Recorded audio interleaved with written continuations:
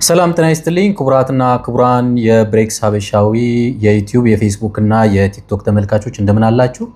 በያላችሁበት የዓለም ዳርቻ ሁሉ ሰላማችሁ ብዝት ይበልን።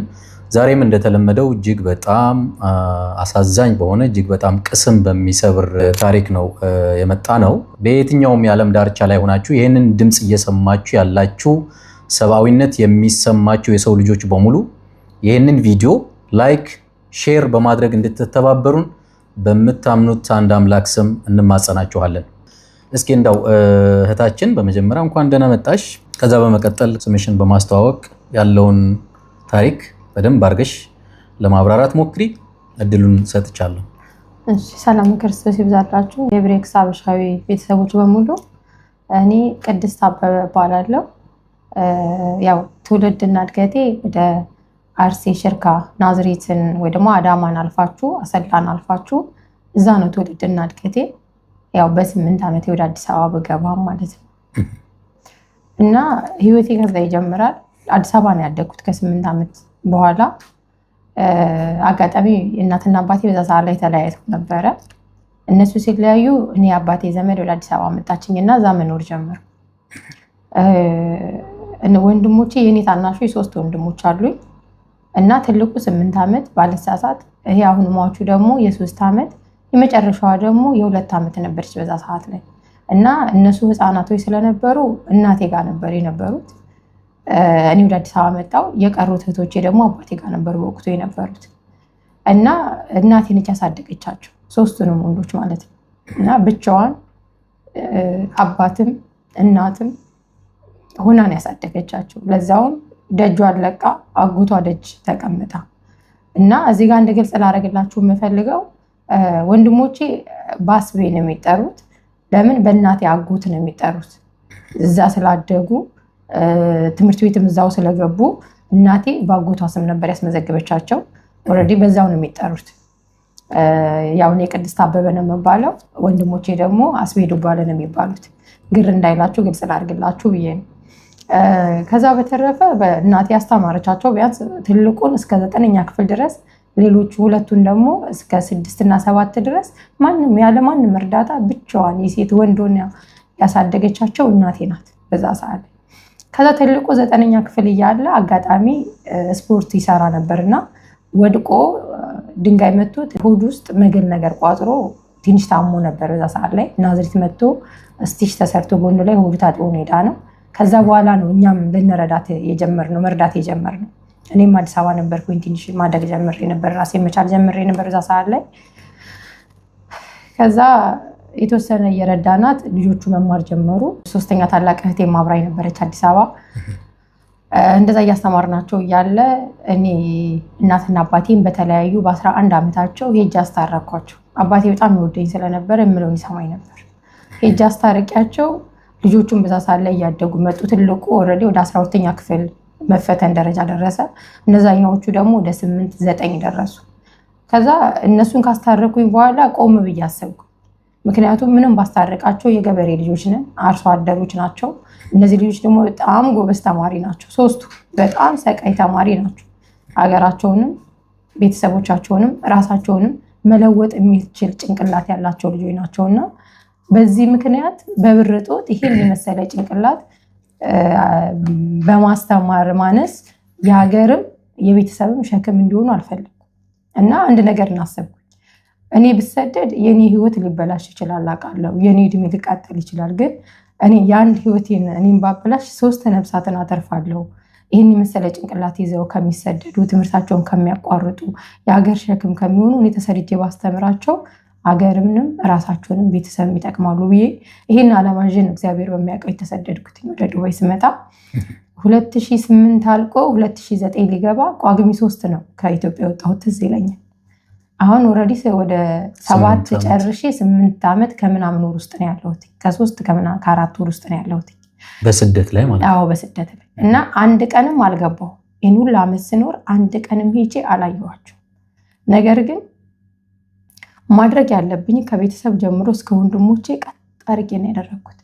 አንድ ቡኬ ላይ እንኳን ብር ሳላስገባ ወንድሞቼ ነበር ማስቀደም። ምክንያቱም የወጣሁበት ዓላማዬ እነሱ ማስተማር ብቻ ስለነበር ያው እናትና አባቴ መደገፍ ስለነበረብኝ መደግፋቸዋለሁ እና በተወሰነ የጸጥታ ችግር እናትና አባቴ ተፈናቀሉ። አሁን ከተማ ውስጥ ነው ያሉት። ቤት ተከራይቼ እያኖርኩ እነዚህን ልጆች እያስተማርኩ እግዚአብሔር ይመስገን ከቤት ውስጥ የተለየ ልጅ ነው። ያው ያረፈው ልጅ በቃ ከቤት ውስጥ ምድራዊ መልአክ ማለት ይቻላል። ለምን እንደሆነ አላውቅም። ሁሉ ነገሩ የተለየ ነው። ቁጥብ፣ ትሁት፣ በጣም አስተዋይ፣ በጣም ምሁር፣ ትንሽ ግን አስተሳሰቡ ትልቅ፣ በዛ ላይ በእምነቱ ደግሞ በጣም ጠንካራ። ማንም አላስተማረውም፣ ራሱ ሄዶ ነው እምነቱን ያወቀው እና ከ1 እስከ 8 ሲማር ኦልሬዲ ክፍለ ሀገር ስለነበረ ከስራ ትምህርት ከትምህርት ስራ እያለን የተማሩ ሁሉም ሶስቱም እንደዛ የተማሩት። 8ኛ ክፍል ሲደርሱ ከገጠር ወደ ከተማ ገቡ። ከተማ ሲገቡ ቤተክርስቲያን ቅርብ ነበረቻቸው፣ ኪዳነ ምሕረት አሁን የተቀበረባት ኪዳነ ምሕረት ማለት ነው። እና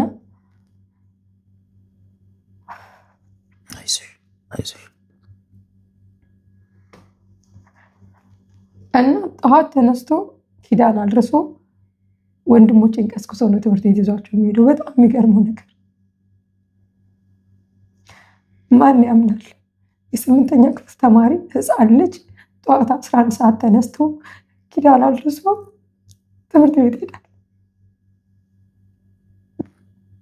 ከትምህርት ቤት ሲመለስ ትምህርት ብዙ ፈተና ከሌለበት ወይ ጥናት ከሌለበት ሰርክ ጉባኤ ተምሮ ጨርሶ መጥቶ ነው ወደ ጥናት የሚሄደው። እሑድ ቅዳሜ ቅዳሴ አስቀድሶ ነው። በጣም ለእምነቱ የተለየ ፍቅር አለው። በዛው ልክ ደግሞ ክርስትናን እውነት የሚኖር ልጅ ነው። እጅግ በጣም ጎበዝ ነው። ዶክሜንቶችን ማየት ይቻላል፣ ሁሉም አሉ እና እንደዛ እየተማረ እያለ እየረዳኋቸው እኔም እነሱም እየተማሩ እያለ ትልቁ 12ኛ እና 11ኛ አሰላ ነበር የተማሩ። ከዛ ትንሹ እስከ ይሄ ሟቹ ማለት ነው እና የመጨረሻው ልጃችን እስከ 11ኛ ድረስ እዛው ከተማ ነበር የነበሩት እና ከዛ እየተማሩ እያለ ትንሹ ይሄኛውን መሀላውን ያረፈውን ልጅ ወደ ናዝሬት ወደ አሰላ እናምጣው 10ኛ ክፍል ላይ ሁሉንም ትምህርቱን ከነጸባዩ ስትሬት ኤ ነው ያመጣው።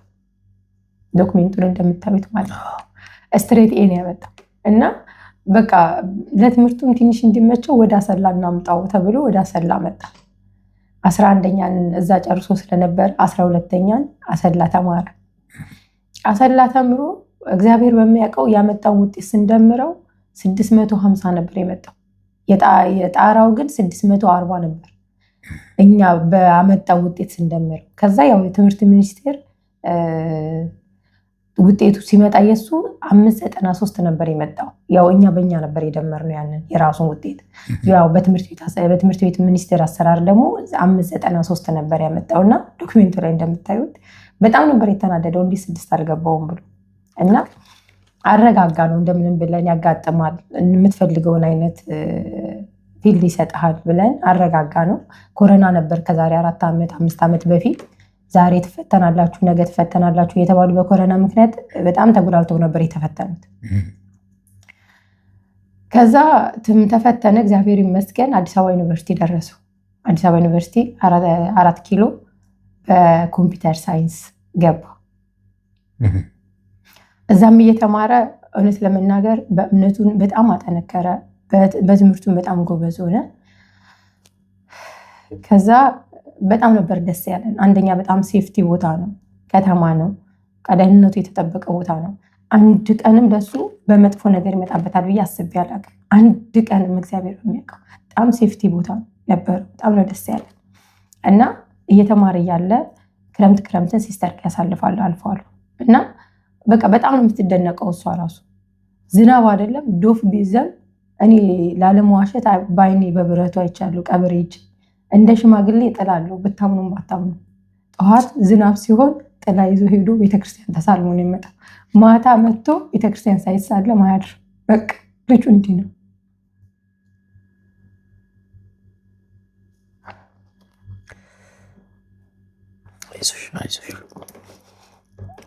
እና በጣም ይጾማል፣ በጣም ይጸልያል። ከዛ ትምህርቱን በእንደዚህ አይነት ሁኔታ ቀጥሎ እያለ የሚፈልገውን አደርግለታለሁ።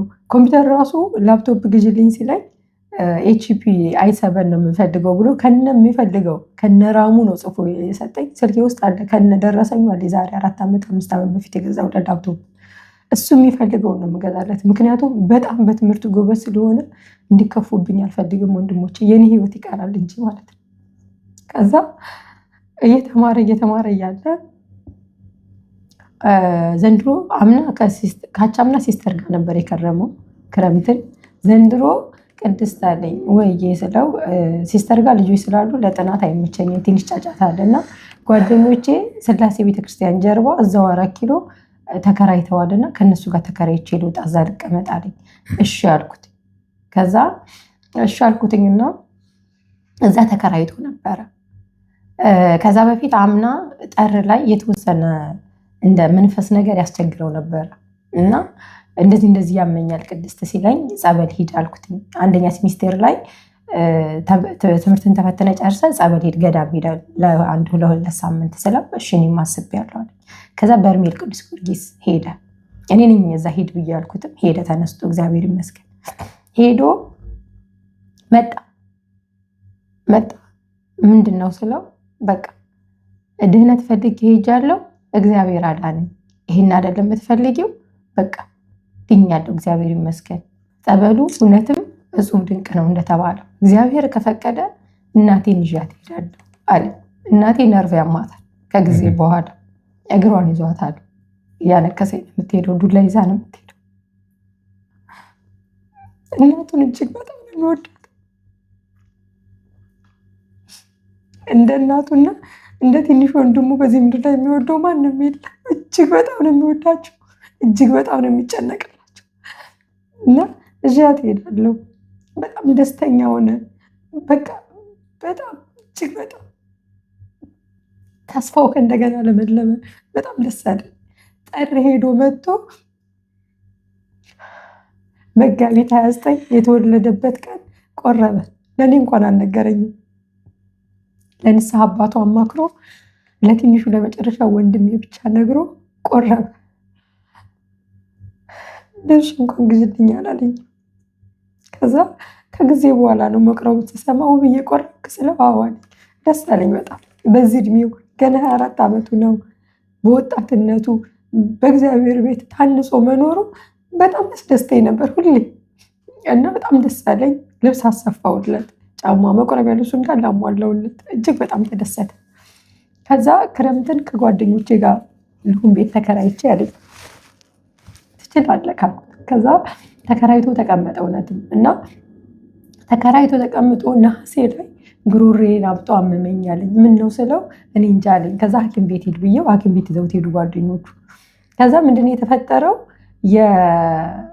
አንዳንዴ አፋችን በጣም ሲደርቅና ውሃ ነገር ካላገኘን የምራቃችን እጢ ተጠራቅሞ ወደ ጠጠርነት ይቀየራል እና ምላሴ ስር ተጠራቅሞብኝ ወደ ጠጠርነት ተቀይሯል ብሏል ዶክተሩና ስቲሽ ትሰራለክ በስቲሽ ነው የሚወጣድ። ግን አሁን ኢንፌክሽን ስለፈጠረ ግዴታ ከስቲሹ በፊት ኢንፌክሽኑ መዳን አለበት ብሎ የኢንፌክሽን መዳን ይሰጠኛል እና ከዛ በፊት የሚያመው ጨጓራ አለበት፣ ሳይነስ የሽታ ሳይነስ አለበት። የተለያዩ ሽታ ከሸተተው አፍንጫውን የሆነ ውሃ ነገር ይንቆረቆራል ካፍንጫው እና ጨጓራ አለበት። በቃ ከዛ ውጭ ምንም ነገር የለበትም ምን እስከማውቀው ድረስ።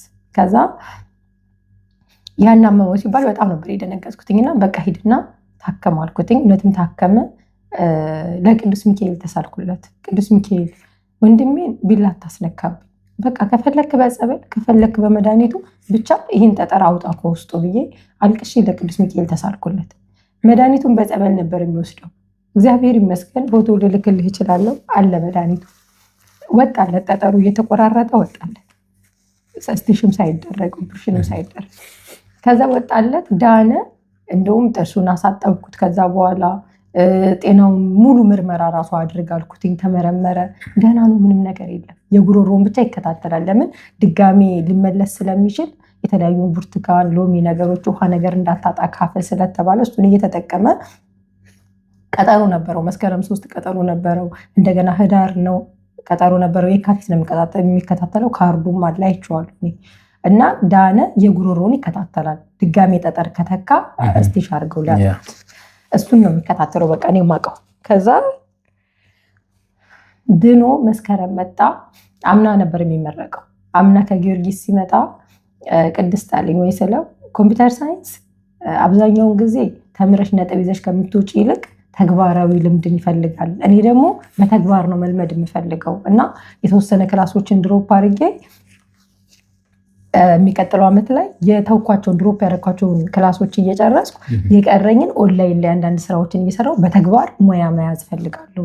ከትምህርት ቤት እንደወጣሁኝ ማረፍ አልፈልግም፣ ቀጥታ ወደ ስራ ነው መግባት የምፈልገው አለኝ። ከዛ ደስ እንዳለህ አድርገው፣ እኔ ስለ ትምህርት በደንብ አላውቅም፣ አንተ ያዋጣኛል በምትለው ሂድ ነው የምለው እና ከወንድሞቼ ጋር እንደ እህትም አይደለም እንደ ጓደኛ ጭምር ነው የምናወራው። ምክንያቱም እንዳይጠፉብኝም ስለምፈልግ በጣም ነው የምቆጣጠራቸው የምቀርባቸው። ከዛ እሺ አለኝ። ከዛ አምና ድሮፕ አደረገ የተወሰነ ክላሶችን እና አለፈ ወደ ዘንድሮ ማለት ነው። ዘንድሮ ያን ድሮፕ ያደረጋቸው የተወሰኑ ክላሶችን እየጨረሰ ኦንላይን ላይ ስራዎችን ይሰራል። በጣም ብዙ ስራ፣ በጣም በቃ ሲቪውን ያስገባበት እንትን ካምፓኒ የሚመለስበት የለም፣ ሁሉም ነው የሚቀበለው። መረጃዎችን አሳያለሁ። አሁን ራሱ ከስንት ሚሊዮን ካረፈ በኋላ ራሱ ማለት ነው ከስንት ሚሊዮን ተማሪ 40 ተመርጧል። ከ40 በአንደኛነት ነው አንተ የተመረጥከው እንኳን ደስ ያለህ ተብሎ ሜሴጅ ገባለት ካረፈ በኋላ በኢሜይሉ ማለት ነው። እና በጣም ነው የሚወዱት በጣም ምክንያቱም ጭንቅላቱ ኢትዮጵያን አንድ እርምጃ ወደፊት ማራመድ የሚችል ልጅ እጅግ በጣም ምሁር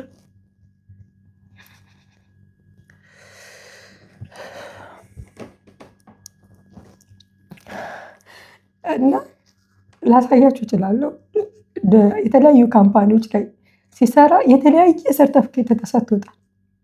በቃ ይደነቁበታል። እና ቅድስት አለኝ ወይ ያልኩት እዚሁ ኖቬምበር ውስጥ ነው ያረፈው፣ ከማረፉ በፊት ነው። እና የሆነ ነገር ላማክርሽ አለኝ። ምንድን ነው ስለው ሪከርዱ ካስፈለገ አላሰማችኋለሁ። ምንድን ነው ስለው የተወሰነ የሆነ ካምፓኒ ይሰራል እና እዛ ካምፓኒ በጣም ወደውኛል እና አንዳንድ እስካሁን ያሉኝን የሰጡኝን እንትን ስራዎች ጨርሻለሁኝ እና የሚቀጥሉኝ ኢንተርቪዎች እና አንዳንድ ነገሮች አሉ። እነሱን ከጨረስኩኝ ቪዛ ይልኩልኛል እና ወደ ውጭ ወጣለሁኝ። ከተመረኩ በኋላ ሀገር ውስጥ ብዙ አልቆይም፣ ነገር ግን የትኬት አንተ ትችላለህ ብለውኛል አለኝ። ወንድሜ 50-50 አለኝ። እኔ እየሰራሁኝ ስለሆነ የተወሰነ አጠራቅማለሁ 50 እንጂ 50% እኔ አለኝ። እኔ አጠራቅም ማለትም አንተ ብቻ ይሳካል፣ ባይኖረኝ ተበድሬ እችልሃለሁ። ሪከርዱ አሰማችኋለሁ። እንዲህ ነበር ያልኩት። በጣም ነው ደስ ያለኝ። እንዴት ነሽ ቅድስት? ያለውን የፈጣሪ ይመስገን። ምንም ጥያቄ የለውም። አስተካክለሽ ብትመጪ አገር ቤት የኔ ምኞት ነው እና ይሄ ምንም ጥያቄ የለውም። እንዳስተውሽው አድርጊና ነገሩን እንዲስተካከሉ ሞክሪ። የኔ የዛን ያህል የሚያሳስብ ጉዳይ አይደለም። የዛን ያህል የሚጨበጥ ነገር ኖሮ ልነግርሽ አልፈለግኩም፣ ግን ምናልባት ከወዲሁ ባሳውቅሽ ጥሩ ነው ብዬ ስላሰብኩ ነው። እንደተመረኩ ምናልባት ሀገር ውስጥ ብዙ ቆይታ ላይኖረኝ ይችላል።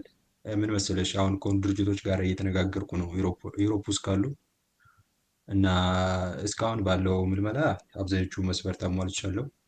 ቀጣይ የሚጠብቁኝ ብዙ ስቴጆች አሉ እና እነሱን አልፌ በስተመጨረሻም ፈተናና ኢንተርቪው ይኖረኛል። እነሱን አልፌ የሚሳካ ከሆነ እስካሁን ባለኝ ከድርጅቱ ጋር ንግግር ቪዛ ያሰሩልኛል ራሳቸው። እኔ ፓስፖርት አፕሎድ አድርጌ እስካን አድርጌ ማስላክ ነው። ቪዛ ራሱ አስመጥቶ ይልክልኛል ድርጅቱ እና ከተሳካ ምናልባት ከተሳካ የፕሌን በራሴ ነው፣ የበረራ በራሴ ስለሆነ ምናልባት ያኔ እርዳታሽ ሊያስፈልገኝ ይችላል የሚለውን ከዚሁ ላሳውቅሽ ብዬ ነው። እኔ በሚቀጥሉ ጊዜያት ያው ጊዜን አጣብቤ ስራ ለመስራት እያሰብኩ ነው። ቢያንስ 1/2 ማለትም 50%ን ራሴ ከበር አደርጋለሁ ብዬ አስባለሁ። ምናልባት ሙሉ ከበር ማድረግ ካላቃተኝ ላሳውቅሽ ብዬ ስላሰብኩ ነው። ምንም ያሳስብ ነገር አለም። ስለተረዳሽ በጣም አመሰግናለሁ እህቴ። በዛ ላይ ስኮላርሺፕ ደርሶኝ ነበር ፊላዴልፊያ እና 300 ሺህ ብር ስለተጠየቀ በስኮላርሺፑ እሱን ትቶት በዚህኛው በካምፓኒው ሊሄድ ነበር የፈለገው። የ2016 ዲቪ እየሞላ ነበር። ከሚገርም ያረፈ ቀን ነው የ2016 ዲቪ የሞላበትን ፎቶ ከፎቶ ቤት ተቀብሎ ወደ ኢሜይላቸው የላከላቸው። ቴሌግራም ላይ የተጻጻፈውን እያየን ነበረ። ቴሌግራሙን በኢሜይል ስለገባን ከፍተነዋል እና ከዛ እንደዚህ ብሏልኝ። እሺ ችግር የለውም ብቻ አንተ በርታልኝ አልኩት። ከዛ ኖቬምበር 20 አካባቢ ይመስለኛል ትልቁ ወንድሜ የሆነ ስራ ሊገባ ስለሱ ስለ ስራ እያወራ ነበር። ምን አለኝ፣ እንግዲህ ፈጣሪ የፈቀደ ሁሉ መሆን አይቀርም አለኝና ስለ ድርጅቱ ወንድሜ ስለሚገባበት ድርጅት የተወሰነ ጓደኛው እዛ ገብቶ እንደሚሰራ ምናምንና ጥሩ እድሎች እንዳሉት ምናምን ነገረኝ ስለ ትልቁ ወንድሜ። ከዛ መጨረሻ ላይ እሱን ጨረስንና ሰሞኑን የሆነ የተለየ እንግዳ የሆኑ ነገሮችን እያስተናገድኩ ነው፣ አስፈላጊ ከሆነ አወራሻለሁ አለ።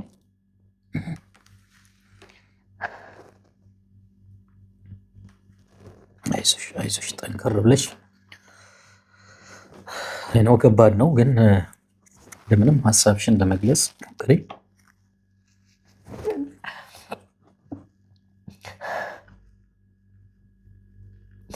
ምንድነው ብዬ ምን ተፈጠረ ብዬ ነበር መጀመሪያ ሜሴጅ የላኩለት። ከኦንላይን ላይ ወጣብኝ።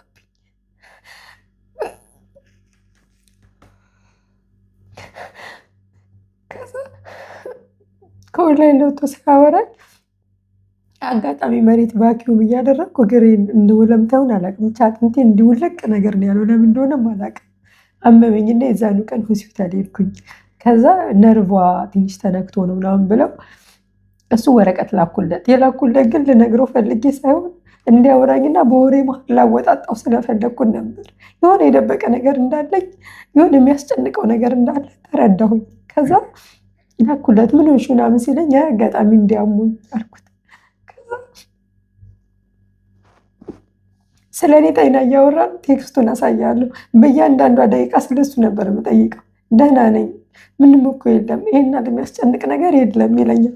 ከዛ መጨረሻ ላይ በጣም ስጨቀጭቀው በ23 ሊሞት ኖቬምበር 23 2024 በፈረንጆቹ ሊሞት ከ3 ቀን በፊት ማለት ነው። ውብዬ ንገረኝ፣ ምንድነው የተፈጠረው? ምንድነው የሚያስጨንቅ ስለው በእናትሽ ምንም አትበኝ፣ እንደዚህ ነው ያለኝ። በእናትሽ ምንም አትጠይቅኝ፣ ይሄ ነው ብልሽ እንኳን ምንም ልታረግልኝ አትችይም ከመጨነቅ ውጪ። አሁን ላይ ምንም ነገር አያስፈልገኝም ማለት ምንም ነገር አያስፈልገኝም ያለኝ አሞ ከሆነ ብር ልላክልህ ሐኪም ቤት ሂድ ብዬው ነው እና እንዳላመመውና ብር እንደማያስፈልገው ነገር ግን ቢነግረኝ ምንም ነገር ላረግለት እንደማልችል ነገር። ያ ማለት ያስፈራሩት ነበር ማለት ነው፣ ያስጨንቁት ነበር ማለት ነው። ምክንያቱም ምንም ላረግለት የማልችለው እሱም ብቻ ነው እንጂ ለወንድሜ አፈር መግባት ካለብኝ አፈር እገባለታለሁ ያውቃል።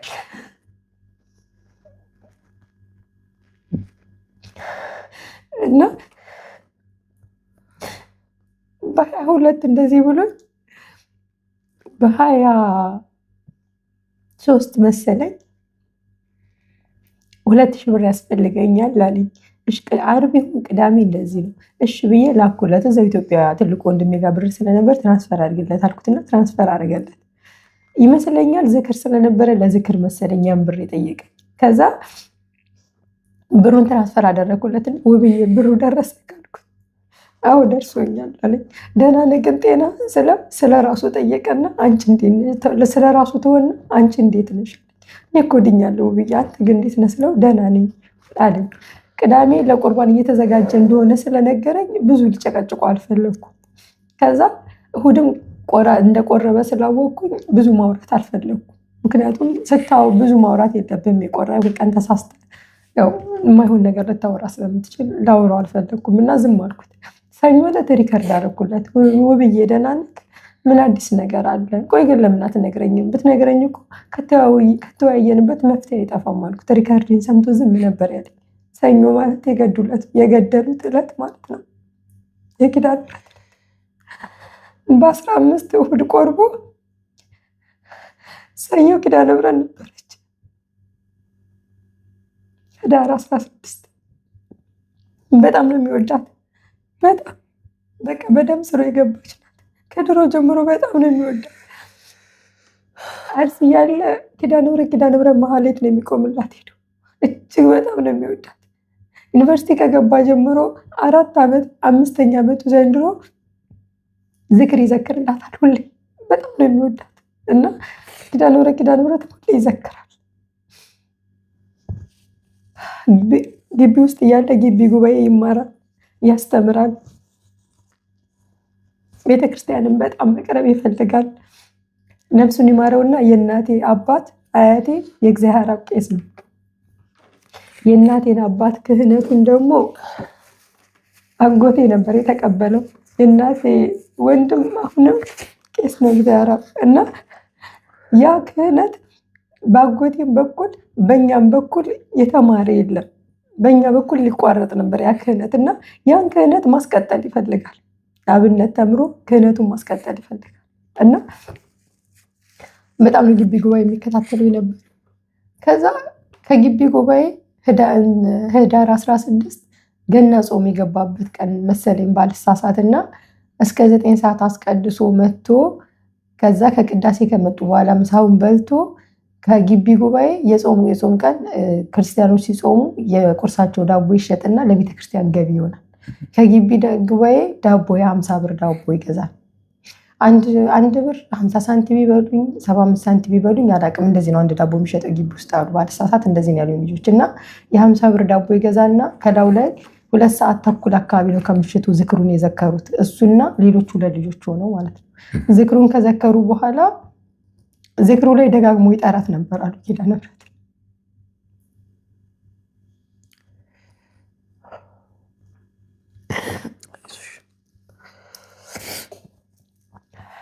እና ደጋግሞ ይጠራት ነበር አሉ እና ዝክሩን ዘክረው ከጨረሱ በኋላ ያን የገዛውን ዳቦ ስላሴ ቤተክርስቲያን ለነዳያን አድዬ እመጣለሁ ብሏቸው ከዝክሩ ጋር ዝክሩን አብረው ከዘከሩት ልጆች ጋር እንደተለያየ ነው የሰማሁት። ከዛ በኋላ አብሮት ዶርም የነበረው ልጅ ነው የሚያውቀው እንግዲህ ከእግዚአብሔር ውጭ እና ከዛ በኋላ የተፈጠረው ምንድነው የማውቀው የሞተው ሰኞ ማታ ነው የኪዳነ ምሕረት ዕለት። እንደዚህም ክርስቲያን ነው ማህተብ አስሯል። ግን ስዕል አድኖ ቁጭ ባለበት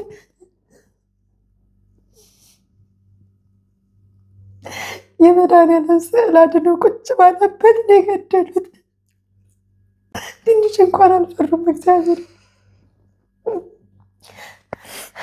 እና ከዛ ሮብ ዕለት ወንድሜ ሰዓት ያለ ሰዓት ደወለልኝ።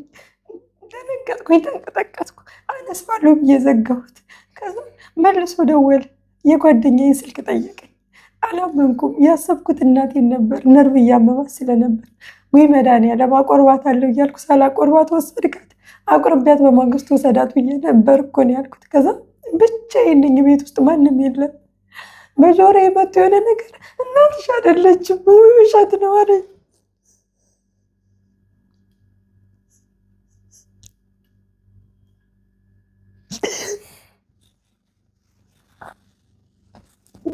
ብቻዬን እምሆነው ነበር የጠፋኝ። አያረገውም ውሸት። ከዛ ዞር ስል ብቻዬን ነኝ። የማይሰይጣን ወሬ ነው ብዬ አማተብኩኝ። ግን ሰውነቴ ከዛ በኋላ በቃ ወባ እንደያዘው መንቀጥቀጥ ጀመረ። ወዲያው ጓደኞቼ በር አንኳኩ። ስራ ቦታዬን ያውቁት ነበር። ምንድን ነው የተፈጠረው ስላቸው አይ ምንም እኔ እረፍት ቤት እንሄዳሉ። ለምን ስላቸው የሆነ ልጅ በጣም ታማለና ጸሎት አድርገን ወደ ሀገር ልናሳፍራት ነው አሉ። አልመሰለኝም። የሆነ ችግር እንዳለ ገብቶኛል። ግን ወንድሜ ነው ብዬ እንዴት ልመን? ስንት እቅድ የነበረ ወንድሜ ነው ብዬ እንዴት ልመን? እንዴት? በፍጹም አላመንኩም። በቃ የሆነ ነገር እንዳለ ባቅም ግን እናቴን ነበር አብዝቼ የጠረጠርኩት። ከዛ እረፍት ቤት ሲሄድ ወንድሜ እንዳረፈ ነገሩኝ። አላመንኩም። ደውሉልኝ አልኳቸው። ደወሉልኝ። ሲደውሉ አልሞተም፣ መድኃኒት ልገዛለት እየወጣሁ ነው አለኝ። ማርያምን በል ስለው ማርያምን በል አለኝ። ብር ልላክልህ አልኩት። አልፈልግም አለ። ጓደኛዬ የተቀበለ ስታወራው ደግሞ አርፏል፣ ግን በቃ እንዳትመጣ እዛው አረጋጓት ነበር ያለው። ከዛ ተቀብዬ እውነቱን ንገረኝ ስለው አዎ ቅድስት አርፏል አለኝ። አላመንኩም። አሁንም አላመንኩም። ህልም ነው የመሰለኝ። እኔ ወንድሞቼን ለኪዳነ ምሕረት ነው አደራ የሰጠሁት። ኪዳነ ምሕረት አታረጊውም አይደል አልኳት። በቃ የሆነ እናቴ ሞታ ወይኔ ብንላት አትመጣም ብለው ያደረጉት ድራማን የመሰለኝ። ከዛ በፍጹም መሄድ አለብኝ አልኳቸውና ከዛ ወዲያውኑ ትኬት ቆረጡልኝ አልኳቸው። አንዳንድ ነገር ልብሴን አስተካክለው ትኬት ቆርጦ እስከሚባል መሸ። እግዚአብሔር ይስጣቸው ጓደኞቼ በጣም ተሯሯጡልኝ። የሆነ የማውቀው ልጅ ነበር፣ እሱም በጣም ተሯሯጡልኝ። ኤርፖርት ከኔ ጋር ተንከራተው ማታ ትኬት ቆርጠው አሳፈሩኝ። ሐሙስ ጠዋት ኢትዮጵያ ገባሁ። 1 ሰዓት መተው ተቀበሉኝ። እህቴ ጋር ደርሼ ከቤተሰብ ጋር ወደ ዩኒቨርሲቲው ነበር የለም። ወንድሜ ቀድሞ ቅዱስ ጳውሎስ ሄዶ ነበር። ከዛ አስክሬኑን አውጥተው ዩኒቨርሲቲው ሽኝት እያደረገለት ነበርና ስገባው በዩኒቨርሲቲው መኪና አስክሬኑ ተጭኖ እየወጣ ነበር የደረስኩት። አሁንም ሰመመን ውስጥ ያለው ህልም ውስጥ ያለው ነበር የሚመስለኝ። በፍጹም አይምሮዬ እያመን አልነበረም። ግን በቃ አላደል ዝብርቅርቅ ያለ ስሜት ነበር። ከዛ ምንም የምናገረው ሁላ ጠፋኝ። ምን ልበል እንዴት ብዬ ስላልቅስ እንባዬም ደረቀ። በቃ ክርትትን ያልኩት ምን ልበል። ከዛ ዩኒቨርሲቲው መኪና እስከ አሰላ ድረስ ሸኘን። ከአሰላ በኋላ ኮንትራት ይዘው መኪና ጠበቁ ዘመዶቼ። ጭነን ሄድን። እዛ ክፍለ ሀገር ስንደርስ እኔ ሬሳውን ከፍቶ ያሳዩኛል ብዬ ነበር፣ ምክንያቱም ናፍቆኛል። አይዞሽ 10 ዓመት እንዳላየሁትም እኮ ወንድሜ ብር ብቻ ነበር መልክል። አንድ ቀን ፍቅሬን አሳይቼው አላውቅም። አሳዩኝ ስላቸው ሬሳው እኮ ቤተክርስቲያን ነው የሚያድረው፣ ቤት አያድርም። ቤተክርስቲያን አስገብተን ተመለስ። አይኑን ሳላየው ወንድሜን በማግስቱ አፈር አስገባሁት።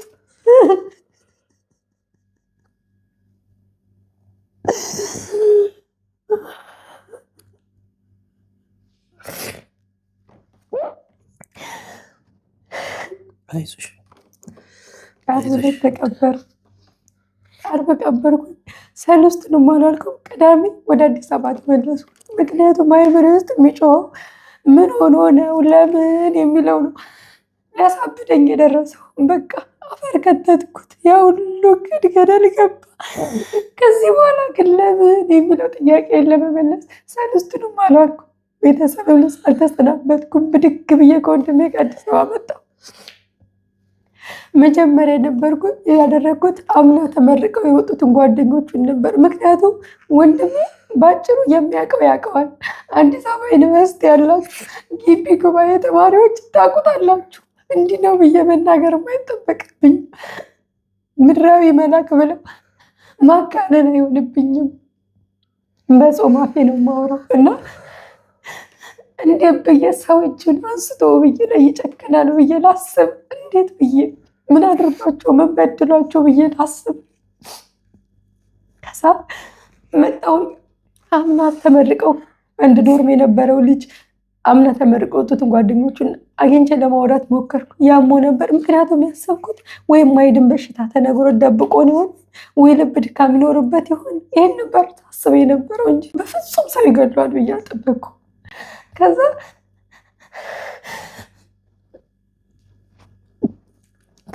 ተጠይቃቸው በጣም ትልልቅ ዓላማ እንደነበረው ኢቭን የተለያየ ሐኪም ቤት እየሄደ ትልልቅ ሐኪም ቤት እየሄደ የነርቭ ዶክተር ስፔሻል ዶክተር ከውጭ የሚመጡትን እያናገረ እናቱን ሊያሳክም እየተዘጋጀ እንደነበረ በጣም ትልልቅ እቅድ እንደነበረው እንጂ በፍጹም የዚህ አይነት ምንም አይነት በሽታና ምንም አይነት መድኃኒት እንደማይወስድ ይነግሩኛል። እኔም ማውቀውን ነው የሚነግሩኝ። የተለየ ምንም ነገር የለም። ልብሱን እስከቀበል ቸኮልኩ። የልብሱን ተቀበልኩ። ምናልባት ደብዳቤ ጽፎ አስቀምጦ ከሆነ የሚስጥር ኬስ ውስጥ ሳይቀር በረበርኩት። ልብሱ ምንም የለም። ያገኘሁት ከጉሮሮ ውስጥ የወጣችው ጠጠር ብቻ ነበረች ያገኘሁት። ምንም ነገር የለም ልብሱ ውስጥ። ዶክሜንቱን አገላበጥኩ፣ አየው። ከዶክሜንቱ ውስጥ 8ኛ ክፍል ሰርተፍኬቱ ብቻ የለም፣ ሌላ ሁሉም አለ።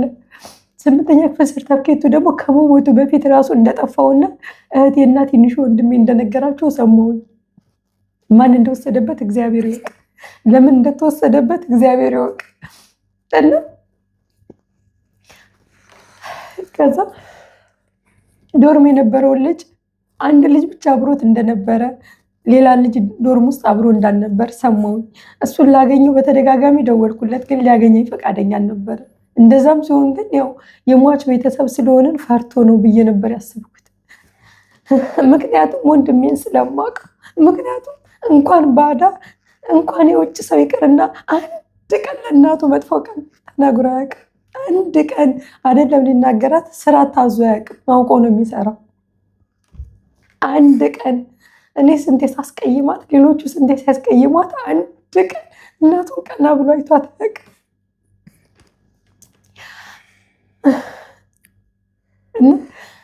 ከዛ በቃ ምናልባት የሚያውቀው ነገር ካለ ስለ ወንድሜ ላውራው፣ ቢያንስ ከፈራህ በቃ እሺ ዩኒቨርሲቲ ውስጥ ልግባና ግቢ ውስጥ ላውራክ ስለው በሱም ፈቃደኛ ነበር። ከዛ ግዴታ ማውራት ስለነበረብኝ ዲኑ ቢሮ ወይ ደግሞ የተማሪዎቹ ኃላፊ ቢሮ ቀጠሮ ያዝንና እዛ እንዲመጣ ተደርጎ እዛ ጠየቅኩት። ስጠይቀው ያለኝ ነገር በጣም ልብ ይሰብራል። ምንም አይነት ርህራሄ የለም ፊቱ ላይ ያነበብኩበት እልህ፣ ቁጭት፣ ጸጸት ነው ፊቱ ላይ ያነበብኩት። ከዛ ፊቱን አዙሮ ነበር የሚወራኝ ነበር። ጓደኝነቱን ካደው። ወንድምሽ ዝምተኛ ነው አንግባባም አለኝ። ከእጁ በልቶ ጠጥቶ ካደው። አይዞሽ አይዞሽ አይዞሽ ጠንከር በይ። ከዛ ምንድን ነው የተፈጠረው አስረዳኝ አልኩት። ሰኞ ዕለት ዝክር እንደነበር አላውቅም አለኝ። ለምን አታውቅም? እስከዛሬ ውብዬ 16 እንደሚዘክር አታውቅም አልኩት። አውቃለሁ ግን የዛን ቀን 16 መሆኑን አላውቅም አለኝ። እሺ አልኩት። ሰኞ 5:10 አካባቢ ከምሽቱ ወደ ዶርም ገባሁ አለ። እሺ አልኩት። ውብሸት ተኝቶ ነበር። ስገባ ጠረጴዛ ላይ ስዕል አድኖና ሻማ ስላየሁኝ ዝክር መኖሩን አስታወስኩኝ አለ። እሺ አልኩት። ወጥቼ አልጋ ላይ እንደተኛው 2 ጊዜ ውብሸት የማስመለስ ድምፅ አሰማ። ውብሸት ውሃ ልስጥህ ስለው ዝም አለኝ። እኔም ዝም ብዬው ተኛሁ አለ። እንዴ አንድ ሰው ይሄ ልጅ የመጀመሪያው ጊዜ ነው እንደዚህ አይነት ባህሪ ሲያሳይ፣ ከዚህ በፊት አያስመልስም እና እንዴት ነው ሲያስመልሰው ዝም ብለህ የምተኛው? መናገር አቅቶትስ ቢሆን እንዴት ወርደህ ቼክ አላረከውም አልኩት። አንድ ዶርም ማለት ታውቃላችሁ ጠባብ ክፍል ናት። ተደራራቢ አልጋ ነው ያለው። ያኛው ከላይ ነው የሚተኛው፣ ወንድሜ ከታች ነው የሚተኛው እና ለምን ቼክ አላደረከውም ስለው አይ እንደዚህ ይሆናል ብዬ አላሰብኩም ነበር ነው የሚለው። ከዛስ ሌሊት 10 ሰዓት አካባቢ ሊነጋ ሲል ማለት ነው ወደ ማክሰኞ አጥቢያ ከእንቅልፌ እንደ ሰመመን እየባነንኩ መጣሁ እና ክፍሉ በጣም ይሸታል። እንደ ቀይ ሽንኩርት ሆኖ በጣም የገነነ ሽታ ይሸታል። ከዛ እኔን አሞኛል፣ ላብላብ ይለኛል፣ ልቤን ያጦለውለኛል፣ እኔን አሞኛል። ከዛ ካልጋ ወረድኩና ሽንት ቤት ገብቼ ተጣጥቤ ሀብታሙ ለሚባለው ጓደኛዬ ደወልኩለትና አሞኛል ነው ወሰደኝ አልኩት። መጥቶ ዶርም ገብቶ አንሶላ አውጥቶ ዶርሙን ቆልፈን ጓደኛዬ ዶርም ሄድን አለኝ።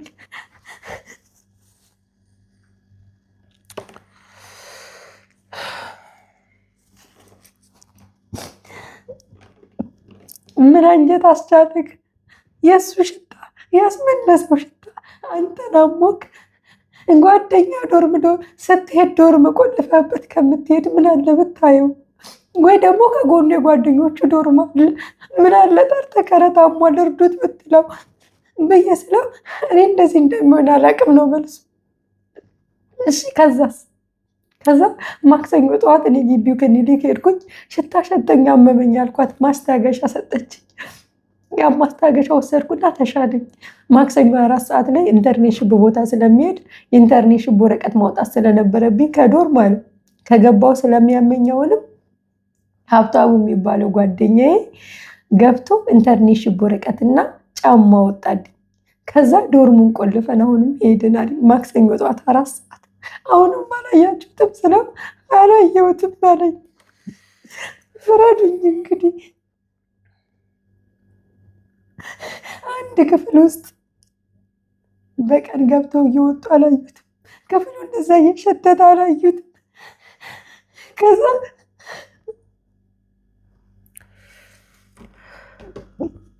ከዛ ስለው ከዛ ማክሰኞ ሙሉ ቀን አልመጣውም። ከዛ በኋላ ማታም አልገባውም ማለት እሺ።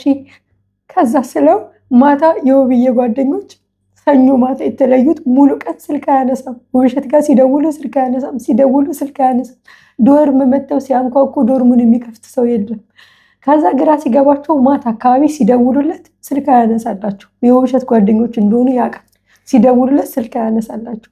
ማታ ከምሽቱ 1 ሰዓት አካባቢ 1 ሰዓት ተኩል አካባቢ ላይብረሪ ነኝ በቴክስት አውሩኝ አላቸው። ቴክስቱ አሁንም አለኝ እጄ ላይ።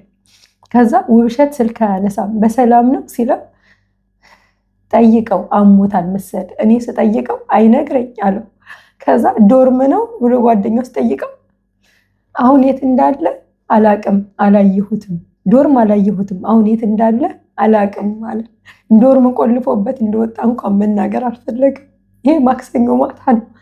ከዛ ጓደኞቹ ሲጠይቁት እንኳን ኧረ ይሄ ልጅ ታሞ ካልጋ አልተነሳም እንዲህ ብሎ ቼክ አላደረገውም።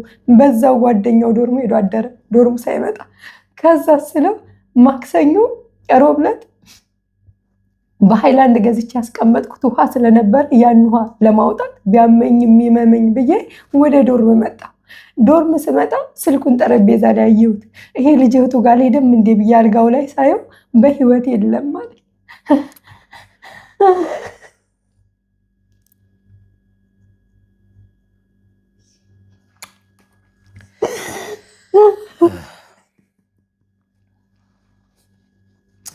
አይዞሽ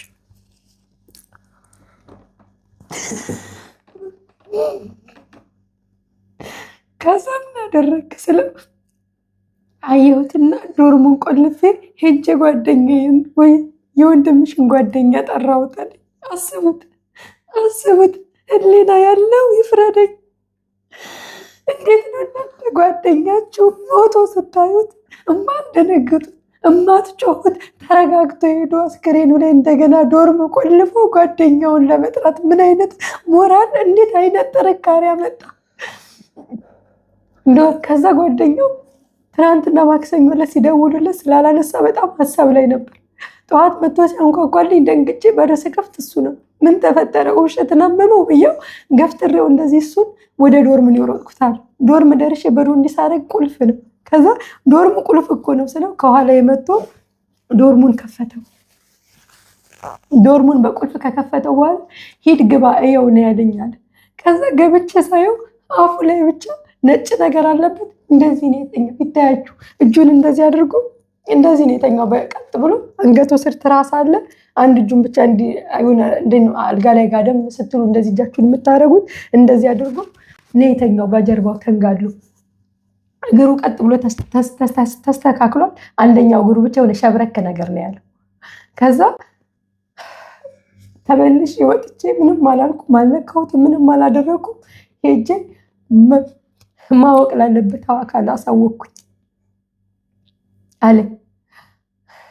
ከዛ ወደ ፖሊስ ተደውሎ የህግ አካል መጥቶ አስከሬኑን እንዳነሳው ነገር። ይህንን የሚነግርሽ ራሱ ልጁ ነው እዛ የነበር ጓደኛው። እና በጣም የገረመኝ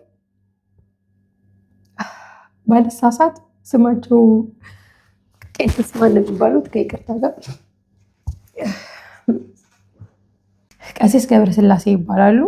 5 ኪሎ ቅድስተ ማርያም ፊት ለፊት ማህበረ ቅዱሳን ህንፃ 6ኛ ፎቅ ላይ ቢሮ አላቸው እና ግቢ የጠራቸው ግቢ ጉባኤው ኃላፊ ነው። የዩኒቨርሲቲው ማለት ነው። ኖ የግቢ ጉባኤው እዛው ዩኒቨርሲቲ ውስጥ ሆኖ በማህበረ ቅዱሳን የታቀፈ ሃይማኖታዊ ትምህርት የሚሰጥ ግቢ ጉባኤ ይባላል። እና የጠራቸው ዲያቆን ክብሩ ይስፋ ይባላል። እና እዛው ማህበረ ቅዱሳን ህንፃ ተጠርቼም ስለሄድኩኝ ጠይቂያቸውም ነበር እዛው ከአባቶች ጋር ለምንድን ነበር ወደ ዩኒቨርሲቲው የሄዱት ብዬ ስላቸው እኛ ልጁ ጥሩ ክርስቲያን ነው፣ ቆራቢ ነው፣ ግቢ ጉባኤ ተማሪ አባልም ስለሆነ ጸሎት አድርገው አስክሬን ሸኙ ብለን የላክ ነው ብለው ፊታቸውን የተናገሩት። እሳቸውን በዛ እንደተላኩ ነግረውናል። ልጆቹም የጠሯቸው ኑና አስክሬን ጸሎት አድርጋችሁ ሸኙልን ነው። እንደውም የዩኒቨርሲቲ የሃይማኖት ትምህርት ስላልሆነ አባቶች እዚህ አይገቡም፣ ጸሎትን ማድረግ አይቻልም ተብለው ተከልክለው ነበር። ዲኑ ከልክሏቸው ነበር። ነገር ግን በር ላይ ያሉ ፖሊስ ፌዴራሎች ስለነበሩ እነሱን አስፈቅደው ነው ያስገቡት በወቅቱ። ሰዓትም ስለሌለ በጣም ተጣድፈው ነበረ። እንደውም አስክሬኑ እየተጫነ ነው እኛ አባት የደረሱት ቦታው ላይ የታያችሁ እንግዲህ አስክሬን መኪና ላይ እየተጫነ ነው የደረሱት። ጸሎት ሳይደረስ መተው ጸሎት አድርገው ምን ጊዜ ሰዓት በቅቷቸው ይሄን ነገር እንደተናገሩት እሱ የቀራኒው ንጉስ መድኃኔዓለም ይፍረደው። ምን ብለው ነው የተናገሩት? እዚህ ይሄንን የምታበሩትን ነገር አጥፉ ለተማሪዎቹ ማለት ነው። እንደዚህ አይነት ነገር ቤተክርስቲያን አታበረታታም፣ ለእንደዚህ አይነት ነገርም ፍትሃት አትሰጥም ብለው ተናገሩ። እና ማለት እንደዚህ ያ ማለት ቀጥታ ልጁ ራሱን ነው ያጠፋው ነው ትርጉም። ምክንያቱም ቤተክርስቲያን አንድ ራሱን ላጠፋ፣ ሁለት የሞላ ውሃ ውስጥ ገብቶ ውሃ ለወሰደው ነው ፍታት የማታረገው። ምንም ደካማ ክርስቲያን ብሆን ይችላልው እና ባዳችሁን ክርስቲያኖች አባቶች ይሄን ትረዳላችሁ። ይሄን ያሉት የጠራቸው የግቢ ጉባኤ ኃላፊው ይሄን ነገር አልነገራቸውም።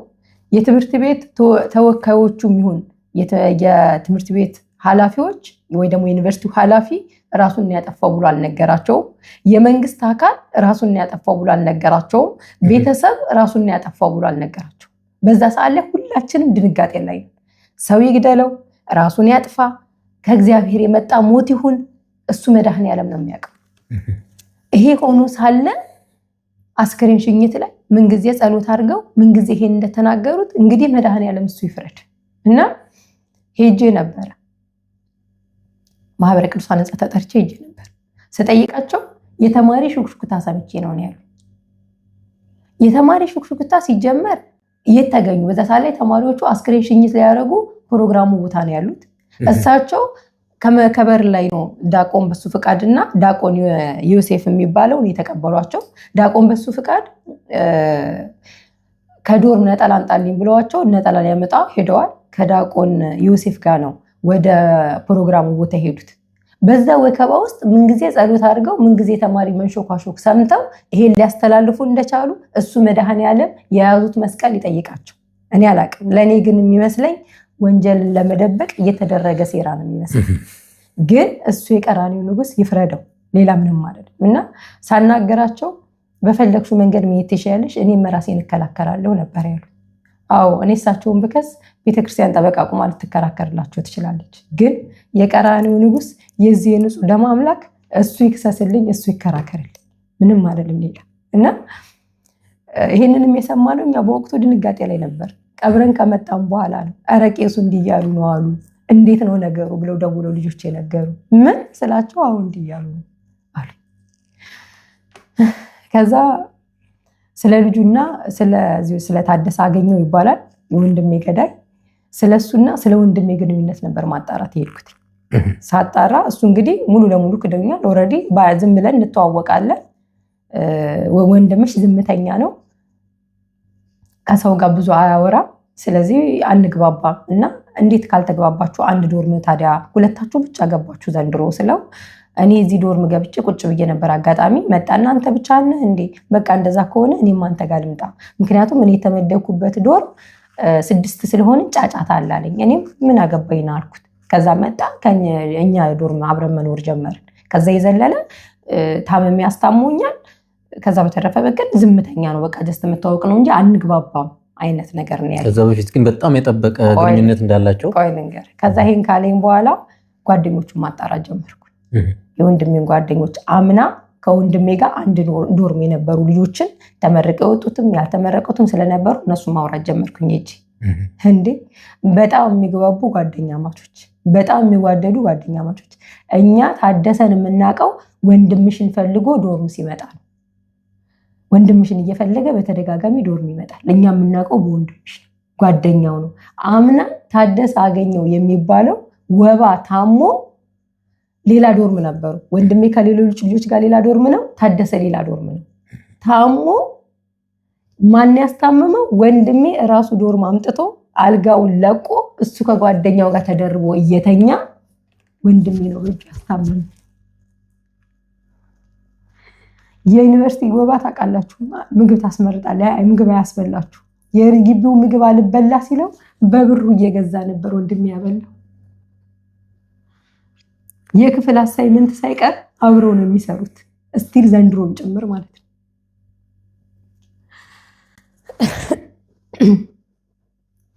ላፕቶፕ ከመግዛቱ በፊት የኔ ወንድም ነበር እኔ ከዱባይ የላኩለት ላፕቶፕ እና በወንድሜ ላፕቶፕ ነበር ሲጠቀም የነበረው። ላፕቶፕ ሲገዛ ወንድሜ ነበር ሄዶ ያጋዛው። ክረምት ላይ ከጓደኞቹ ጋር ተከራይቶ የሚኖርበት ቤት ሄዶ ወንድሜ በወንድ እጁ ወጥ ሰርቶ ያበላው። የካደኝ ጓደኛ አይደለም ብሎ የካደኝ።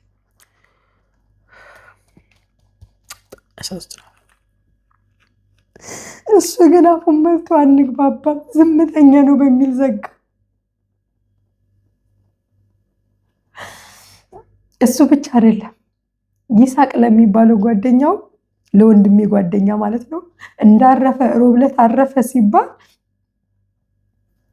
ዶርም ሄዶ ሌላ ዶርም ስለነበረ ሄዶ ጠይቆት ነበር በአካል ምንድነው የተፈጠረው ውብሸት እንዴት እንዲሊሆን ቻለ ሲለው እኔም አላውቅም።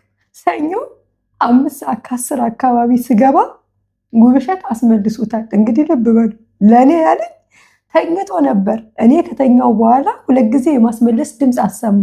ውሃ ልስጥ ስለው ዝም ሲለኝ እኔም ተኛው በዛው ነው ያለኝ። ለይሳቅ ያለው ደግሞ ከውጭ ስመጣ ውብሸት አስመልሶታል። እኔ ሳይ የእርዳታ አይነት ነገር አናገረኝ። ውሃ ስጠኝ ይሁን ብቻ የሆነ የእርዳታ አይነት ጥሪ ጠራኝ። እኔ ግን ትኩረትም ስልሰጠው አልጋ ላይ ወጥቼ ተኛው ነው ያለኝ።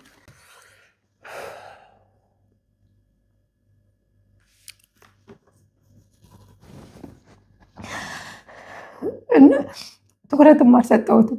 ደግሞም ውሃ ስጠኝ ብሎ ስላልጠየቀኝ ወርጄም አላየሁትም። ሀብታሙ ለሚባለው ለራሱ ለታደሰ አገኘው። ደግሞ ሀብታሙ ማለት ዶርም ደጋግሞ ገብቶ እቃ ያወጣለት ማለት ነው። ለሱ ደግሞ ያለው ሰኞ 3 ሰዓት ነው የገባሁት። እንግዲህ ታያችሁ ለኔ ያለኝ 5:10 ነው አላስመለሰውም። ለይሳቅ ያለው 5:10 ስገባ አስመልሶታል። እኔን ሲያይ የእርዳታ አይነት ጥሪ ጠራኝ። እኔ ግን ትኩረት ሳልሰጠው ወጥቼ አልጋ ላይ ተኛው ነው ያለው። ለራሱ ጓደኛ ለሀብታሙ ያለው ሰኞ ዕለት 3 ሰዓት ነው ወደ ዶርም የገባሁት። ስገባ ውብሸት አልተኛም ነበር። ከዝክር የተረፈ ዳቦ ነበረ ሰጠኝና ዳቦውን በልተን እያወራን እኔም ተኛው እሱም ተኛ። ውብሸት እንደተኛ አካባቢ የማቃሰት ድምጽ ያሰማ ነበር። ውብሸት አመመክ ስለው ደህና ነኝ አለ። ከዛ በኋላ እኔም ተኛው። ከዛ ሌሊት ስነቃ አሞታል። ከዛ ላንተ ደወልኩልህ አለ። ከዛ ማክሰኞ ዕለት ጠዋት መታመሙን ለቤተሰብ አሳውቀሃለሁ ስለው ለጓደኞቹ ደውያለሁ ይበለኝ ቴክስት አድርጌያለሁ ይበለኝ፣ ግን እርግጠኛም ባልሆን ለጓደኞቹ እንዳሳወቀ ነግሮኛል አለኝ። ራሱ የታደሰ ጓደኛ ሀብታሙ። ሪከርዱም ማለኝ ላሰማችሁ ይችላል። እና ግን እንኳን ለቤተሰብ ሊያሳውቅ እንኳን ለጓደኞች ሊያሳውቅ ጓደኞቹ ማክሰኞ ማታ ሲደውሉ የት እንዳለ አላውቅም ነው ያለው። ያለበትን ጭምር ነው የዋሸው። እንግዲህ ፍረዱ። ታቅዶ ታስቦ እሱ ዝክሩን ሲዘክር እነሱ መርዝ እያዘጋጁለት አምና ባስታመመ እነሱ መርዝ ያቀዱለት። ምንም አልፈልግም እኔ የሱ ምድራዊ መታሰር የሱ ምድራዊ መቀጣት ለኔ ወንድሜን አይመለስልኝም። እኔ የምፈልገው አንድና አንድ የወንድሜ ነፍስ ፍትህ እንድታገኝና እንድታርፍ። አንድና አንድ ምን በድሎት ምን አድርጎት ይህን እንደተመኘለት ብቻ ማወቅ ፈልጋለሁ። ምን ባደረገው ምን በበደለው መርዝ አሰበለት ወንድሜ። እኮ ታሟስታሞት ነበር። አልጋውን ለቆ እኮ ነው ያስታመመው። አጉርሶት ነበር እኮ አምኖት ነበር እኮ። ለስም እኮ ባለማዕተብ ነው። ለስም እኮ ክርስቲያን ነው። ሰው ባይፈራ እግዚአብሔርን አይፈራ።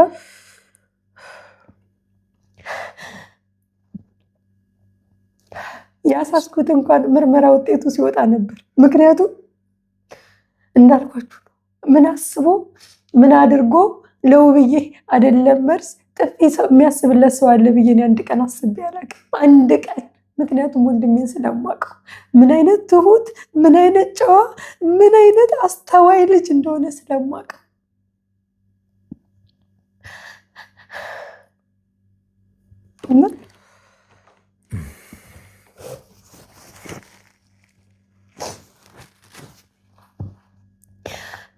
ከዛ ልክ ምርመራው ውጤት ሲወጣ ተመርዞ ነው አለ። አንሶላውን ሲቀበል አንሶላው ላይ አስመልሷል። ይታያችሁ እግዚአብሔር የሕክምና ውጤቱ የሚለው ተመርዞ ነው። አዎ ለዛው በጣም በሚከረፋ በጣም በሚሸት መድኃኒት ነው የተመረዘው። ምክንያቱም ይሄንን ሆን ብሎ በሌላ አካል ተገዶ ካልወሰደው በስተቀረ አታለው ወይ ደግሞ ምግብ ውስጥ ጨምረው የሚሰጥ መድኃኒት አይደለም ነው የሚለው የሕክምና ውጤቱ። ምክንያቱም እስከዛሬ ሰው ተመርዞ የሚሞትበት ምንም አይነት ሽታ አልባ ምንም አይነት ቀለምና ጣዕም አልባ መድኃኒቶች ናቸው። ይሄኛው ግን በጣም የሚከረፋ በጣም የሚሸት መድኃኒት ነው። ስለዚህ የሆነ ውሃ ውስጥ እንኳን ቢጨምሩበት ሽታ ስላለው ሊጠጣ አይችልም። እንደኔ የራሴን ግምት ግን ስነግራችሁ በተኛበት እዛው ነው አንቀው ወንድሜን መርዝ የጋቱት። ከምን ተነስተሽ ይሄን አልሽ ብትሉኝ፣ አንደኛ ወንድሜ ጊጃማ ቀይሮ ራሱ የሕክምና ማስረጃውም ይናገራል። ጊጃማ ቀይሮ ቁምጣና ሸሚዝ አድርጎ ካልሲ አድርጎ አንድ ኤርፎን አድርጎ በጀርባው እንዲተኝቶ ነበር አልጋ ላይ። ዝክሩን ዘክሮ ሁሉን ጨርሶ አገር ሰላም ብሎ እዛው በተኛበት አንቀው ሲታገሉት ማህተቡ ተበጥሷል። ወንድሜ 10ኛ ክፍል እንደዛ አንደኛው ወጥቶ የአንገት ሐብል የብር ሸልሜው ነበር። እሱ ተበጥሷል። ጆሮ ላይ ያለው ኤርፎን የለም። የአንገቱን ብር ወስደውታል። ኤቲኤም ካርዱ የለም። ወንድሜ ቀጥ ብሎ በተኛበት እዛው አስመልሶት ቢሆን አንገቱ አካባቢ ቢያንስ እንደዚህ ያስመለሰበት ጋር ይታይ ነበር። እዚህ ጋር የማስመለስ ነገር ምንም ነገር የለም። አፉ ላይ ብቻ የሆነ ነጭ ነገር የነበረው። ሲቀጥል ወንድሜ ራሱን አያጠፋም እንጂ ራሱን ቢያጠፋ አንደኛ መድኃኒቱ የወሰደበት ዕቃ ዶርም ውስጥ ይገኝ ነበር። ሁለተኛ ከውስጡ የሚወጣው ነፍስ ነው። ስቃይ ሲይዘው አይደለም ሌላ ይቀርና ቀጥ ብሎ ሊተኛ ይቀርና ካልጋ መሬት ሊወድቅ ይችል ነበር። ሬሳው እንዳልሆነ ሆኖ ነበር የሚገኘው። ሶስተኛ ወንድሜ ራሱን የሚያጠፋበት አንዳችም ምክንያት የለም። ወንድሜ ራሱን ቢያጠፋ ዛሬ አልነበረም፣ ብዙ ህይወቶችን አልፎ መጥቶ ነበር። ያኔ ነበር ራሱን የሚያጠፋው። አራተኛ ዶርሙ ጠረጴዛው ላይ ዶርሙ ውስጥ ጠረጴዛው ላይ ከስልኩ ጋር የተገኘውን ወረቀት ላነብላችሁ። ይሄን ወረቀት ይመስለኛል ያስፈራሩታል። በሚያስፈራሩ ሰዓት መሰለኝ ጽፎ ያስቀመጠለት። ምክንያቱም ያኔ ሰሞኑን የተለየ እንግዳ ነገር ይሰማኛል ብሎ ለኔ የጻፈልኝ ጊዜ እንግዳ ነገሮችን ያልተለመዱ እንግዳ ነገሮችን እያስተናገድኩ ነው ያለ ጊዜ መሰለኝ ይሄን ወረቀት ጽፎ ያስቀመጠው። እያስፈራሩት ነው ያልኩት አንድ እሱ፣ ሁለት አሁን የማነብላችሁ ወረቀት ነው። ምክንያቱም ዶርሙ ጠረጴዛ ላይ ከስልኩ ጋር ነው ይሄ ወረቀት የተገኘው። ይሄ ጽሁፍ ደግሞ የወንድሜ ጽሁፍ ነው። ምን ይላል? እግዚአብሔር የሚጸየፋቸው 6 ነገሮች ይላል። አንደኛዋ ነፍሱ እጅግ አጥብቃ ትጸየፋታለች ይላል።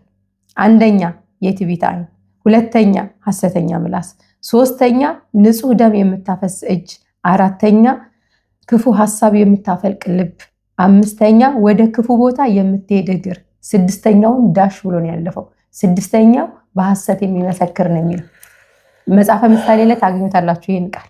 ሰባተኛ በወንድማማቾች መካከል ጥላቻን የምትዘራ ምላስ ይላል። ወንድሜ ባያስፈራሩት ይሄን ቃል ጽፎ ባላስቀምጠላቸው። እግዚአብሔር ይሄን ይጠላል፣ ከዚህ አልፋችሁ ከገደላችሁ ይግደሉኝ ብሎ ነው ራሱን አሳልፎ የሰጣቸው። እነሱ ግን በዚህም አልተመለሱ።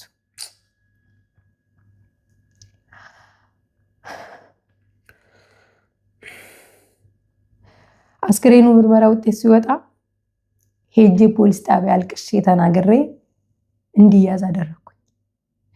የጓደኛውን ድምፅ ስሰማ ደውዬ ጓደኛው ራሱ ጤነኛ እንዳልወደዳ ሀብታሙ የሚባለው፣ ምክንያቱም ሰኞ ለማታ ታደሰ ያለው የሚለበስ አንሶላ እና የሚለበስ አንሶላ አውጥቶ ይዞኝ ሄደ ነው ያለው። ያኛው ያለው ሰኞ ለማታ በጊጃማ ስለነበረ ሱሪና ከላይ የሚለበስ ሸሚዝ ይዤ ልወጣው ነው የሚለው። እንግዲህ የሁለቱ ጓደኛ ማቾች ቃል እንዴት እንደሚለያይ እዩ እናንተ ስሙ። እንግዲህ እግዚአብሔር ያመልክታችሁ ሐቁ ያሳያችሁ። ማክሰኞ ዕለት ታደሰ ያለው ኢንተርኔሽን ወረቀትና ጫማ ወጣልኝ ነው ያለው። ሀብታሙ የሚለው ማክሰኞ ዕለት ሎከር ከፍቼ ላፕቶፕና ጫማ ወጣውለን ነው የሚለው። ሎከር ማለት እንግዲህ ዩኒቨርሲቲ ውስጥ የምትማሩ ልጆች ታውቃላችሁ፣ ልብስ ማስቀመጫ። ሎከር ከፍቶ ላፕቶፕ ሲያወጣ እንዴት ነው ያን ዛልጋ ላይ የሞተ ልጅ ያላዩት? እሱ ይቅር ፊት ለፊት ያለ ጠረጴዛ ላይ ያለ ስልክን እንዴት አላዩ? እንግዲህ እግዚአብሔር ያመልክታችሁ። እሱም ተይዞ ምርመራ ይደረግልኝ ብዬ ነበር። አልተያዘም። እስካሁን ምርመራ ላይ አልገባም። ኦልሬዲ አልተያዘም ሀብታሙ የሚባለው። ሁለተኛ ታደሰ ተይዞ ኦልሬዲ ወደ 80 ቀን ይሆናል። አሁን ምርመራ ላይ እየተደረገ ነው አሉ። እስካሁን ምንም ያመነው ነገር የለም። ወንድሜ ራሱን እንደማያጠፋ እኔ አይደለሁም፣ ቤተሰብ እንደ ቤተሰብ አይደለም፣ ጓደኞች እንደ ጓደኞቹ በጣም 3-4 ጓደኞች ውብሸት ምን አይነት እንደሆነ ሰው እንደነበረ ሄደው ፖሊስ ጣቢያ ቃል ሰጥተዋል። አይደለም ውብሸት ራሱን ሊያጠፋ ለኛ ራእያችን የእናንተ ራእይ ወይ ደግሞ ወደፊት መሆን የምትፈልጉት እንደማን ነው ቢባል ውብሸትን ነው የምንጠቅሰው ብለው እስከ ማለት ደረጃ ድረስ የተናገሩት። ውብዬ ምንም አይነት ሱስ አይጠቀም፣ ምንም አይነት የሴት ጓደኛ የለውም፣ ምንም አይነት የገንዘብ ችግር የለበት። በተለይ ዘንድሮ በወር እኔ ከምልክለት ውጪ ከ$200 በላይ ያገኘ። በዛ ላይ በጣም የተለያዩ በአሜሪካ በጣም የተለያዩ እድሎች እየመጡለት ነው። በጣም ስኬታማ ነበር በስራው። በሄደበት ካምፓኒ በጣም ተወዳጅ፣ በጣም ተቀባይ ነው። በጣም ደስተኛ ሆኖ ነበር ሲያወራኝ ነበር። ታዲያ በምን ምክንያት ራሱን ሊያጠፋ ይችላል? ራሱን ካጠፋስ አስክሬኑን ማን ገነዘው? ልጁስ የዚህን ያክል ለምን ሊረዳው አልፈለገም? ይታያችሁ ከሰኞ ማታ እስከ ሮብ ጠዋት ወንድሜ ብቻውን አስክሬኑ ዶርም ውስጥ ተቆልፎበት ነበር። የሚደርስለት አጥቶ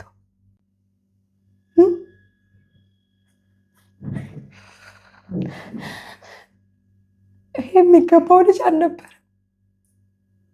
የሰጠውና የተመለሰለት ምላሽ የመላክና የይሁዳ ስራን የተመለሰለት። ይሄ የሚገባው ልጅ አልነበር። ሀገርን እንደ ሀገር፣ ቤተሰብን እንደ ቤተሰብ፣ ራሱን እንደ ራሱ የሚጠቅም ነበር። እናቱ ያለችው ጸበል ናት። አሁን ራሷን መቋቋም ነው ያቃታት። ለራሷ ህመምተኛ ነው፣ ነርቭ ታማሚ ናት። ልጅሽ በእንደዚህ አይነት መንገድ ሞተ፣ ልጄን አስመርቃለሁ ሰኔስ ልጄን አስመርቄ እልካለሁ ብላ ደፋ ቀና ስትል የነበረች እናት ልጅሽ ሞተልሽ ሲሏት በምን አንጀቷ ተቻለው? እንኳን እሷን ያልቻልኩት አላሻችሁም፣ አልቻልኩም። እግዚአብሔር ባያበረታኝ፣ እግዚአብሔር ባያጠነክረኝ፣ አንዳንዴ መኖር ላለብኝ ቤተሰቦች ባይኖሩ እኔ ራሴ መኖርን አልፈልግም ነበር። ምክንያቱም ደውብዬ ያልሆነች ዓለም ለማንም አትሆንም። ሰው ሆኜ መፈጠሬን እንድጠላ፣ ሰው መሆኔን እንድጠላው ነው ያደረጉኝ። አሁንም ፖሊስ ምርመራዬን ጨርሻለሁ ብሎ ለአቃቤ ሕግ ሰጠ። አቃቤ ሕግ ክሰሱልን ስንል ወይ ክስ አያስከስስም ብለው ፋይሉን አልዘጉት፣ ወይ ክስ ያስከስሳል ብለው ክሱን አልጀመሩ። ጸጥ ብለው ቁጭ ብለዋል። እኔ በራሴ ጥብቅና እንዳልቆም ወይ ጠበቃ ቆሜ እንዳልከስ አልችልም። ምክንያቱም የነፍስ ጉዳይ ነው። ማናችሁ የምታውቁት ነው። መንግስት ነው ይህን ጉዳይ የሚይዘው። መንግስት ደግሞ አቃቤ ሕግ ነው ሊያቆምላችሁ የሚችለው። አቃቤ ሕግ ደግሞ እንደራሳችሁ ነው ላይከራከርላችሁ ይችላል። እንደራሳችሁ ነው ላይታመምላችሁ ይችላል። እስኪ ንገሩኝ፣ ፍራዱኝ።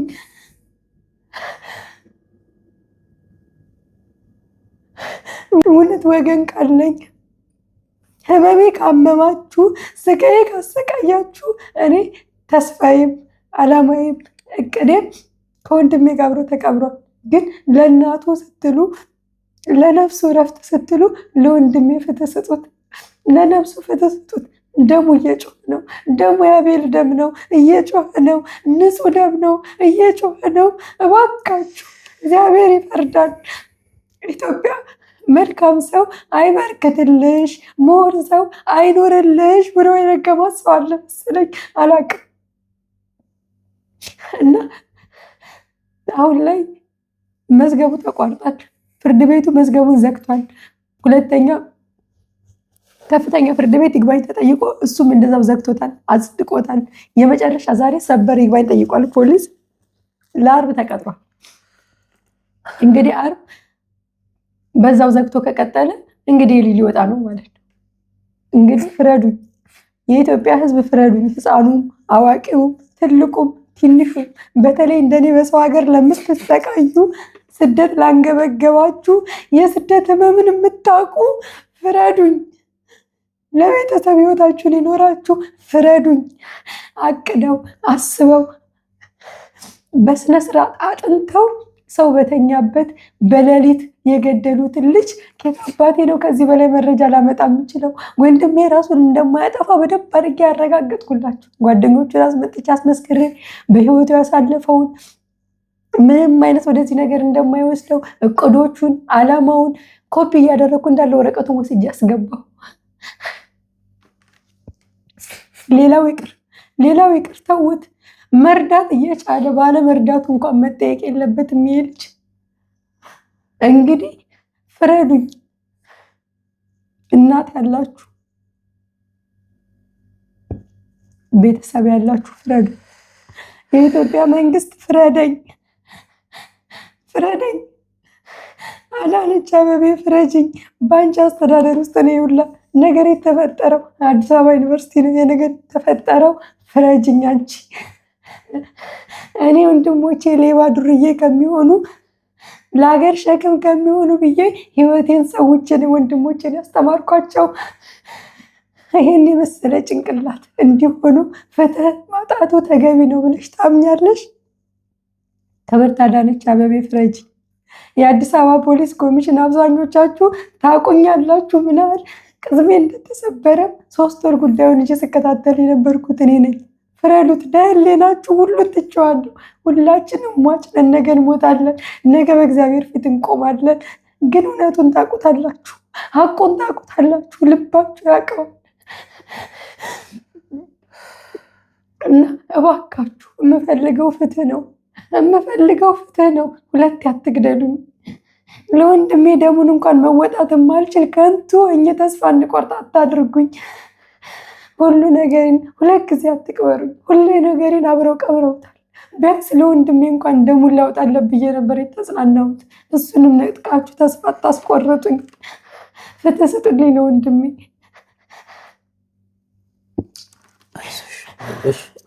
እንግዲህ ታሪኩን እንደሰማችሁት ነው። በየትኛውም የዓለም ዳርቻ ላይ ሆናችሁ ይህን ድምፅ እየሰማችሁ ያላችሁ ሰብአዊነት የሚሰማችሁ የሰው ልጆች በሙሉ በጣም የሚያሳዝነው ነገር ይሄ ልጅ ስኮላርሺፕ ደርሶታል።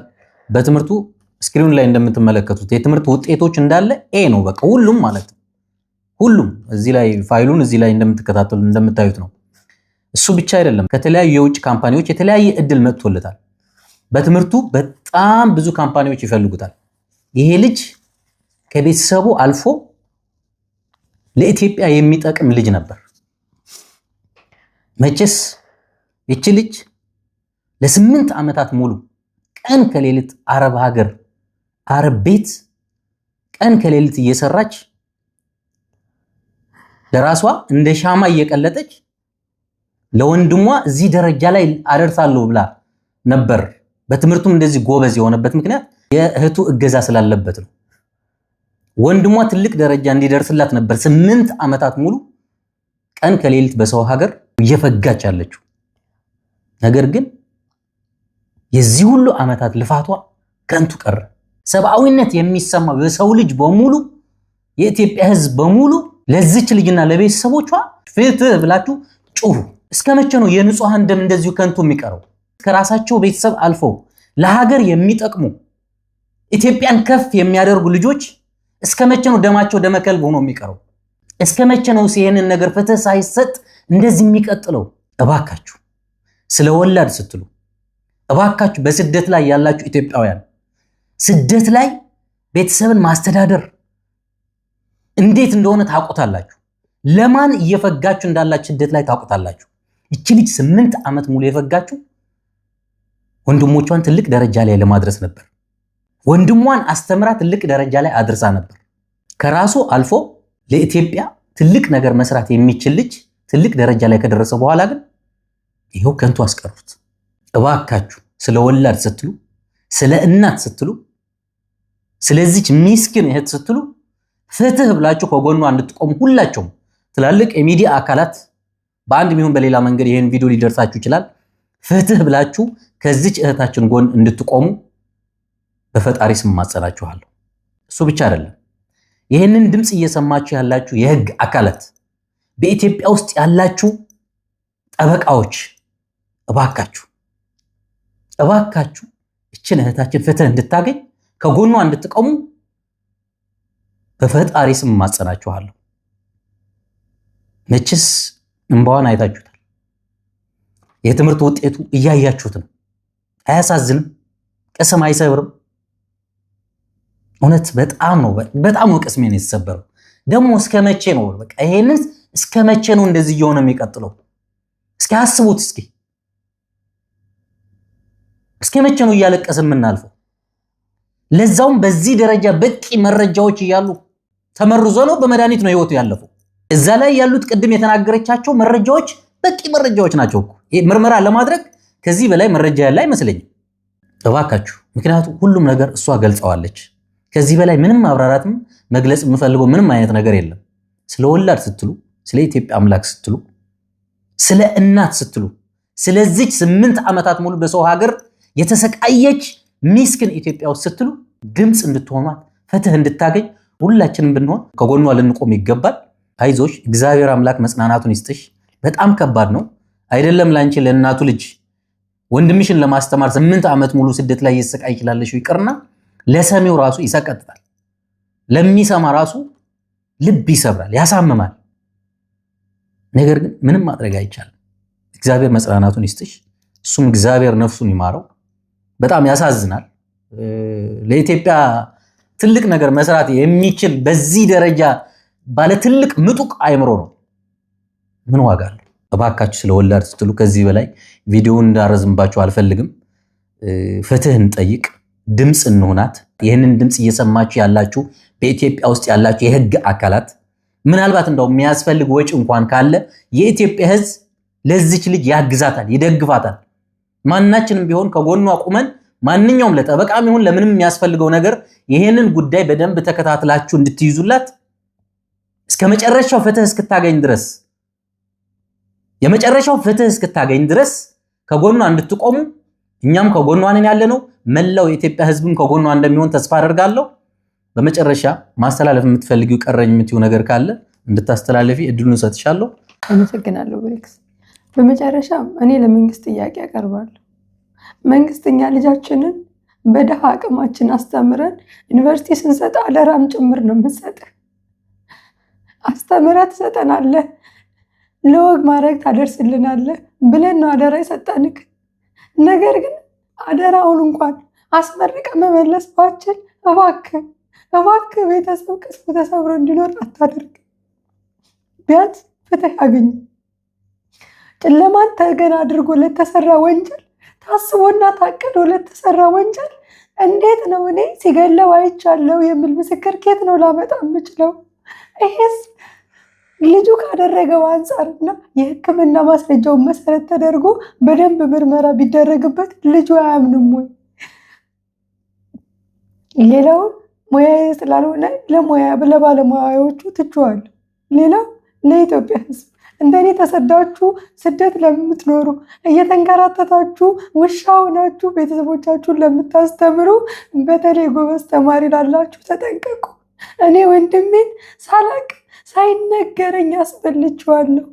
ተጠንቀቁ፣ ትኩረት ስጧቸው። ከቻላችሁ ዶርም ባያድሩ ይመረጣል። ከቻላችሁ ልዩ ክትትል አድርጉላቸው። እኔ እናቴን ልጅ ናፍቆቴን፣ ስስቴን፣ ተስፋዬን፣ ድካሜን ባለማወቄ ቀብሬዋለሁ። ትኩረት ባለማስጠቴ አጥቼዋለሁ። ምን እንደሚያንገበግበኝ ታውቃላችሁ?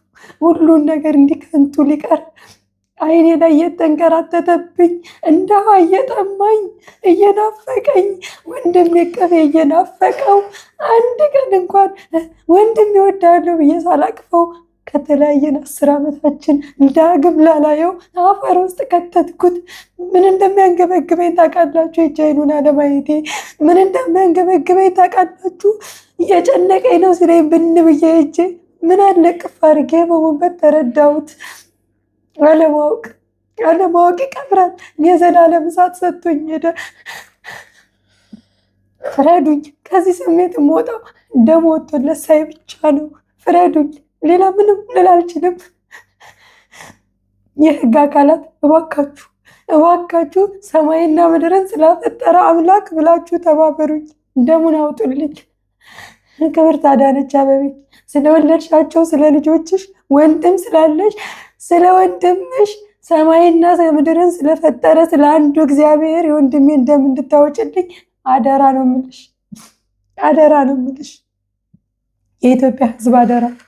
በተለይ በስደት የምትንከራተቱ ህይወታችሁን ለቤተሰቦቻችሁ የምትኖሩ አደራ፣ እናት ያላችሁ አደራ። ሌላ ምንም አይደለም። እናቱን አሳክማለሁ እናቴን ሰው አደርጋለሁ ብሎ ስለ እናቱ እያወራችሁ ለገደላችሁት በምድር አይደለም በሰማይ ይቅር አላችሁ። እሱን አይደለም እኔን እናቴን ወንድሞቼን ነው አብራችሁ የቀበራችሁት። ምን በድሏችሁ ይሆን? ምን አድርጓችሁ ይሆን? ምንድን ነበር ጥፋቱ? ለዚህ ቅጣቱ ምንድን ነበር ጥፋቱ? ትንሽ አራራችሁለት፣ ነፍሱን አሰቃችሁ ያስወጣችሁት ምን በድላችሁ ይሆን? ጥያቄን አንድ ቀን መልስ አገኝበት ይሆናል። እናንተ ባትመልሱልኝ እግዚአብሔር ይመልስልኝ ይሆናል። ስላድኖ ቁጭ አድርጋችሁ መድኃኒዓለም እያያችሁት የጋታችሁትን መድኃኒዓለም ይመልስልኝ ይሆናል። ኪዳነ ምሕረት ትመልስልኝ ይሆናል። ለእናንተ ቃል የለኝም፣ መድኃኒዓለም ይፍረደው። ለእናንተ ቃል የለኝም፣ መድኃኒዓለም ይፍረደው። ሰውነቴን እንድጠላው ነው ያደረጋችሁት። ህይወቴን ነው ምስቅልቅል ሲኦል ጨለማ ያደረጋችሁት። እናቱን በቁሟን የቀበራችሁት። ሌላ ምንም አልላችሁም። መድኃኒዓለም እሱ ይፍረደው። ጨርሻለሁ። አመሰግናለሁ። እግዚአብሔር ይስጥልኝ። እባካችሁ ይህንን ቪዲዮ ሁላችሁም ብትሆኑ በፍጹም አይታችሁት እንዳታልፉ። ሁላችሁም ይህንን ቪዲዮ ሼር በማድረግ ለሚመለከተው የመንግስት አካል እንዲደርስ እባካችሁ። ስለ ወላድ ስትሉ፣ ስለዚች ምስኪን ኢትዮጵያ ውስጥ ስትሉ ይህንን ቪዲዮ ማንም ቢሆን ሼር ሳያደርገው እንዳያልፍ። ሁላችሁም ሼር በማድረግ ተባበሩን። እናመሰግናለን።